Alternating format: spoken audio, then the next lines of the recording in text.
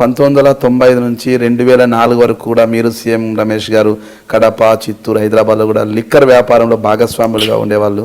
ఎప్పుడు భాగస్వామి లేదు, ఎప్పుడు నాకు ఆయనకు భాగస్వామి లేదు. లిక్కర్ వ్యాపారంలో పూర్తి స్థాయిలో మీరు ఇద్దరు కూడా భాగస్వామ్యంతో లిక్కర్ వ్యాపారం చేసేవారు అనేవాళ్ళు. ఆ తర్వాతనే మీ ఇద్దరి మధ్య విభేదాలు, అంటే మంత్రి పదవి మీకు ఇప్పుడు కడప జిల్లాలో మంత్రి పదవి ఇస్తే ఒకవేళ ఆయన కన్నా ఎక్కువ బలవంతులు అవుతారు మీరు అనే ఉద్దేశంతో మంత్రి పదవి రానివ్వకుండా చేయడంలో కూడా సీఎం రమేష్ పూర్తి స్థాయిలో మా పార్టీలో నాకు తెలిసి ఎవరికి ఏ పదవి రావాలన్నా, ఎవరికి ఏమి రావాలన్నా Chandrababu Naidu is the only person. అతన్ని ఇన్ఫ్లుయెన్స్ చేయగలిగినటువంటి శక్తి ఒక వ్యక్తికి ఉంటుందని నేను అనుకోను. రకరకాల కారణాల వల్ల రాకుండా పోవచ్చు, వచ్చిండొచ్చు. ఈరోజు నేను అనుకున్నా, I have never even dreamed నేను మండలి ఉపాధ్యక్షుడు అవుతా అని చెప్పి నేను అనుకోలే. అది ఎట్లొచ్చిందో అట్లొచ్చింది అది. సో కాబట్టి రమేష్కు నాకు ఎటువంటి విభేదాలు లేవు. చిన్న ఏదో మొట్టమొదటి తెలుగుదేశం పార్టీ అధికారంలోకి వచ్చినప్పుడు కొంచెం చిన్న మనస్పర్ధలు ఉండేవి. ఇప్పుడు అవి కూడా పూర్తిగా పోయినాయి. ఎవరి పనులు వాళ్ళు చేసుకుంటున్నాం.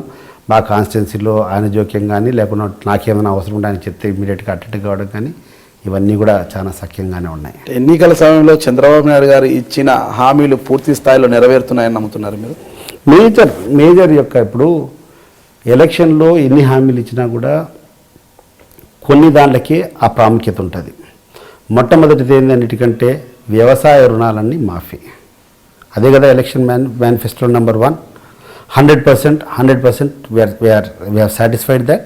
ఎక్కడే కానీ ఒక 2-3% అది కూడా ఆ యొక్క వాళ్ళ యొక్క డీటెయిల్స్ అన్నింటినీ కూడా సమగ్రంగా పొందుపరిచే దాంట్లో ఎక్కడన్నా ఫాల్ట్ ఉంటే ఎవరికైనా రాకపోవచ్చేమో కానీ 100% ఈ యొక్క వ్యవసాయ రుణాల మాఫీ పూర్తిగా జరిగింది. ఇక్కడ మనం ఒకటి తీసుకుంటే ఎలక్షన్ సమయంలో వ్యవసాయ రుణాలు పూర్తి స్థాయిలో మాఫీ చేస్తానన్న చంద్రబాబు నాయుడు గారు అధికారంలోకి వచ్చిన నానా కురిలు వేయడం అంటే అప్పుడున్న 85 లక్షల కోట్ల రూపాయల నుంచి 24 లక్షల కోట్ల రూపాయలకేమో తగ్గించారు. స్కేల్ ఆఫ్ ఫైనాన్స్ అన్నారు. ఒకే ఖాతాలో ఉంటేనే రుణమాఫీ చేస్తామన్నారు. గోల్డ్ లోన్లు ఫలాన్ ఇయర్ నుంచి ఫలాన్ డేట్ ఆఫ్ నుంచి కట్ ఆఫ్ తీసుకున్నారు. ఇలాంటి నానా కొర్రీలన్నీ వేసి కూడా సగానికి అంటే దాదాపు ఉన్న అప్పులలోకి దాదాపు ఒక 30% మాత్రమే హామీల్లోకి చేర్చుకున్నారు. అది కూడా పూర్తి స్థాయిలో బాండ్లు ఇస్తున్నారు చేతులు. ఆ బాండ్లు బ్యాంకులోకి తీసుకెళ్తే అవి కూడా చెల్లుబాటు కావడం లేదంటున్నారు. అది ఎంతవరకు హామీ అమలైందంటారు చెప్పండి? 50,000 రూపాయల లోపల తీసుకున్నటువంటి రైతుల శాతం 60% పైన ఉంది. So 60% of the small farmers, 5 ఎకరాల లోపల ఉండేవాళ్ళు 50,000 లోపల తీసుకునే వాడికి 100% పూర్తిగా జరిపిందండి డబ్బు. వాడు జెన్యున్ రైతు, బీదవాడు, నిజంగా ఇబ్బంది పడేవాడు. 60% రైతులందరూ కూడా ఫుల్ఫిల్ అయిపోయినారు. నెక్స్ట్ 50,000 నుంచి 1,50,000 వరకు అదొక 25 to 30% ఉన్నారు. వాళ్ళకందరికీ కూడా 5 కంతులు, ప్రతి ఒక్క కంతు వాళ్ళకి ఆ ఇన్స్టాల్మెంట్తో పాటు ఎంత ఇంట్రెస్ట్ అవుతుందో బ్యాంక్ ఇంట్రెస్ట్ అంతా వేసిస్తున్నాం. వాళ్ళకి ఎటువంటి ప్రాబ్లం లేదు. 1.5 లక్షల నుంచి ఇంకా పైన ఉండేవాళ్ళు, పెద్ద సావుకారి, కోటీశ్వరుడు, లేదంటే పెద్ద భూస్వామి, వాళ్ళు 4 రూపాయలు తక్కువ వచ్చినా ఇబ్బంది లేదు. ఇప్పుడు ఈ డబ్బు చంద్రబాబు నాయుడు ఇచ్చినా ఎవరు ఇచ్చినా ప్రజల డబ్బే కదా.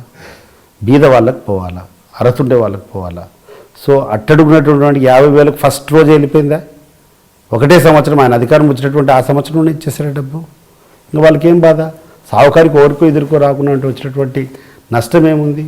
ఆ తర్వాత ఈ స్కీమ్ అనౌన్స్ చేసిన తర్వాత మీరు చూసారో లేదో, చాలామంది కోటీశ్వరులు కడపలో నాకు ఇటువంటి పరిస్థితి ఒకటి ఎదురైంది.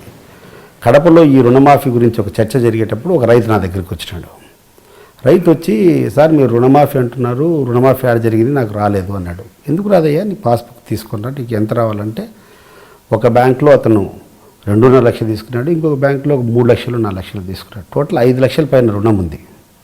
నీకు 5 లక్షల రూపాయలు డబ్బులు తీసుకున్నా కూడా 1.5 లక్ష అయితే నీకు డెఫినెట్గా ఇప్పిస్తాను పెద్ద ఆయన, నీ పాస్బుక్లు తీసుకుని రా అని చెప్పిన. పాస్బుక్లు తీసుకొని వచ్చినాడు. చూస్తే ఒక పాస్బుక్లో 2.5 లక్షలు తీసుకున్నటువంటి పాస్బుక్లో 20 సెంట్ల భూమి ఉంది. 3.5 లక్షలు తీసుకున్న దాంట్లో 35 సెంట్లు 40 సెంట్లు ఉంది.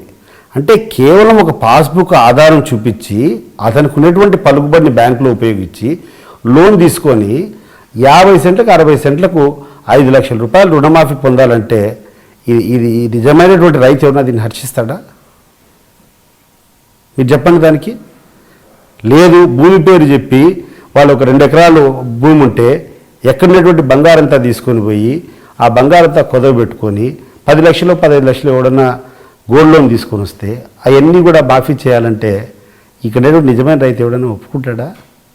100% జెన్యున్ రైతుకు న్యాయం జరిగింది. దీంట్లో నిస్సంకోచంగా చెప్పగలుగుతాను, నేను రైతు కుటుంబానికి సంబంధించినటువంటి వ్యక్తిని. ప్రత్యేకంగా రైతులతో 24 గంటలు మమేకమయ్యేవాడిని. ప్రతి ఒక్క రైతు కూడా ఎవ్రీబడి ఈస్ హ్యాపీ. అంటే ఇది అపోజిషన్ వాళ్ళు ప్రచారం చేసేదానికి, ఆ రోజు నువ్వు చెప్పినావే, నువ్వు చేయలేదే అని చెప్పి మాట్లాడేవాడే. కానీ మా వేంపలలో చూపించిన వాళ్ళు ఎంతమంది ఉన్నారు? 1.5 లక్ష కంటే ఎక్కువ లోన్ తీసుకున్న వాళ్ళు ఎంతమంది ఉన్నారు? రాష్ట్రాన్ని అన్ని విధాలుగా అభివృద్ధి చేస్తున్నాం, ఎన్నికల హామీలు నెరవేర్చామంటున్నారు. మరోవైపు రాష్ట్ర విభజనకు సంబంధించి ప్రత్యేక హోదా సంబంధించి ఎటువంటి స్టెప్ పోలేదు, ప్రత్యేక ప్యాకేజీలు రాలేదు, రైల్వే జోన్ విషయంలో అన్నిటి కూడా ఇంకా సందిగ్ధంగా ఉన్నాయి. అంటే ఈ పరిస్థితుల్లో 2019 ఎన్నికల్లో తిరిగి మీ ప్రభుత్వం వస్తుంది అనుకుంటున్నారా? 100% చంద్రబాబు నాయుడు నాయకత్వంలో తెలుగుదేశం ప్రభుత్వం 2019లో రాబోతుంది. దాని గురించి 1% డౌట్ కూడా నాకు లేదు. ఎందుకంటే 5 years of time is not sufficient for any person to build a state.